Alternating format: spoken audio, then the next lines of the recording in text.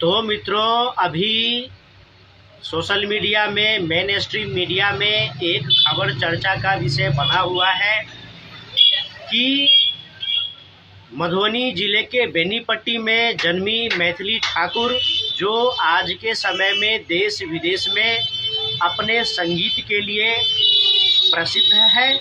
तो मित्रों, आप लोग सब जानते होंगे कि मैथिली ठाकुर मधुबनी जिले के बेनीपट्टी में जन्मी और उनके माता पिता ने उन्हें संगीत की शिक्षा दी और अपने संगीत कला के बल पर मैथिली ठाकुर बचपन से ही प्रसिद्ध है और बचपन से ही विभिन्न सामाजिक कार्यक्रमों में, सांगीतिक कार्यक्रमों में भाग लेती रही है और लिटिल चैम्प्स और Indian Idol Junior, rising singing young star जैसे टीवी चैनलों में प्रसारित होने वाले सांगीतिक कार्यक्रमों में, प्रतियोगिताओं में भी वह भाग लेती रही है।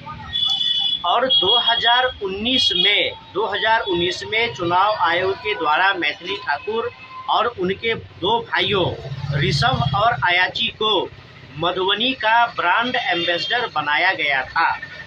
तो मैथिली ठाकुर को 2019 में मधुबनी का ब्रांड एम्बेसडर बनाया गया था चुनाव आयोग की ओर से।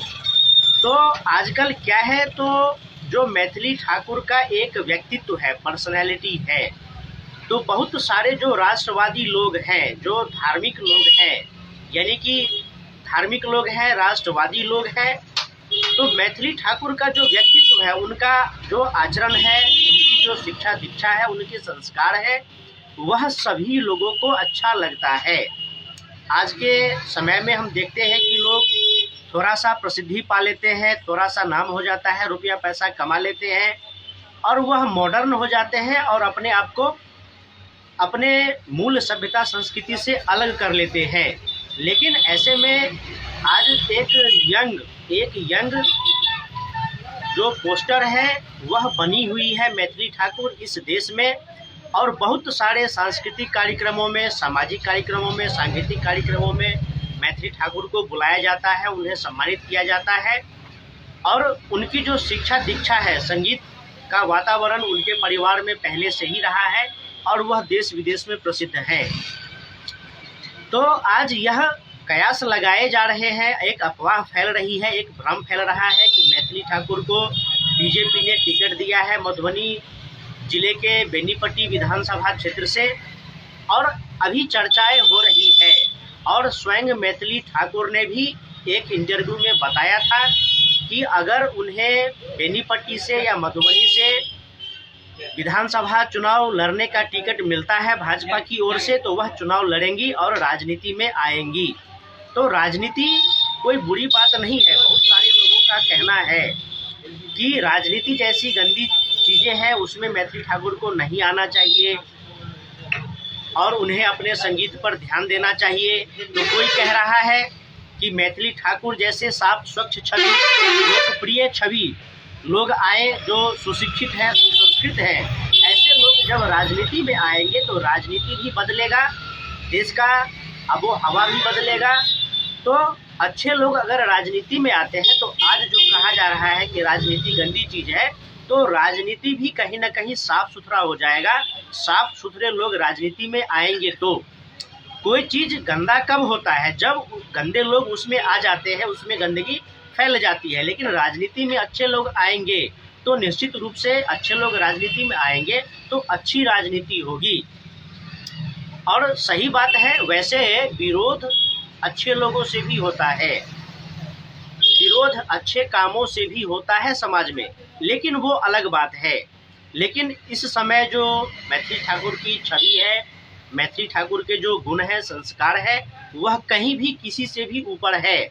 आज लोग मैथिली ठाकुर को भारतीय सभ्यता संस्कृति का, सनातन संस्कृति का ब्रांड एम्बेसडर बना रहे हैं।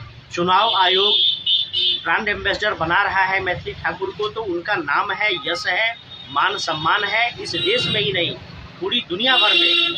और अगर बीजेपी मैथिली ठाकुर को टिकट देता है तो बीजेपी को ही फायदा होने वाला है इससे, और इससे देश में एक सकारात्मक राजनीति होगी। अच्छे लोग राजनीति में आएंगे तो निश्चित रूप से राजनीति का भी रूप और स्वरूप बदलेगा। तो वैसे अभी तक यह फाइनल नहीं हुआ है कि मैथिली ठाकुर को टिकट दिया जाएगा या नहीं दिया जाएगा, यह अभी फाइनल नहीं हुआ है। यह अभी कयास लगाए जा रहे हैं, लोग बोल रहे हैं, अफवाहें फैल रही है।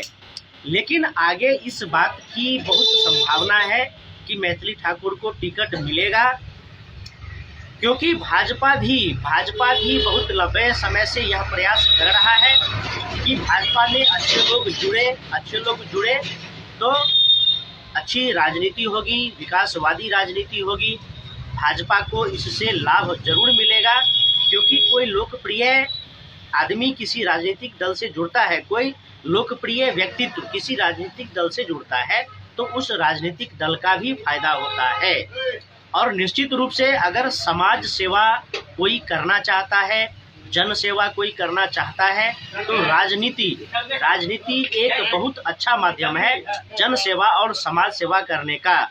और एक इंटरव्यू में यह कहते हुए सुना गया है, मैथिली ठाकुर ने कहा है कि संगीत के साथ साथ मैं जन सेवा भी करना चाहती हूँ, समाज सेवा भी करना चाहती हूँ, मैं समाज सेवा करना चाहती हूँ। इसलिए इस बात की बहुत अधिक पुष्टि की जा सकती है कि निकट भविष्य में मैथिली ठाकुर राजनीति में आएगी और मैथिली ठाकुर को मिलेगा। तो लिटिल चैम्प्स हो, फिर इंडियन आइडल जूनियर हो, फिर जो है राइजिंग सिंगिंग यंग स्टार जैसे लोकप्रिय और राष्ट्र स्तर के जो चैनल होते हैं, प्रसारित होते हैं उस पर संगीत कार्यक्रम, उसमें अपनी प्रसिद्धि प्राप्त करके, लोकप्रिय होकर के और विभिन्न क्षेत्रों में विभिन्न जगहों पर जो स्टेज प्रोग्राम होता है, सांस्कृतिक कार्यक्रम होता है, उसमें अपने संगीत साधना को लोगों को प्रदर्शित करके, दिखा करके अपनी लोकप्रियता प्राप्त की है। और अब राजनीति में भी अच्छे कार्य करके, जनसेवा करके अगर मैथिली ठाकुर नाम और यश कमाती है तो यह भी बहुत अच्छा है, मैथिली ठाकुर के लिए भी, मधुबनी जिला बेनीपट्टी के लिए भी और देश की राजनीति के लिए भी। तो मित्रों, फिर मिलेंगे अगले वीडियो में किसी अगले विषय के साथ, अन्य विषय के साथ। आप लोग वीडियो को लाइक करें, कमेंट करें, शेयर करें और मेरे प्रोफाइल को सब्सक्राइब जरूर करें। और मित्रों, किसी वीडियो में या जो कंटेंट होते हैं उस पर आपको दिखता होगा कि सेंड गिफ्ट, एक स्टार होता है, उस पर लिखा होता है सेंड गिफ्ट। तो आप सेंड गिफ्ट सेंड करके आप मेरा सहयोग समर्थन कर सकते हैं। आप लोग स्टार भेज सकते हैं, मेरे प्रोफाइल को सब्सक्राइब करके मेरा वीडियो देख सकते हैं। तो फिर मिलेंगे अगले वीडियो में। नमस्कार।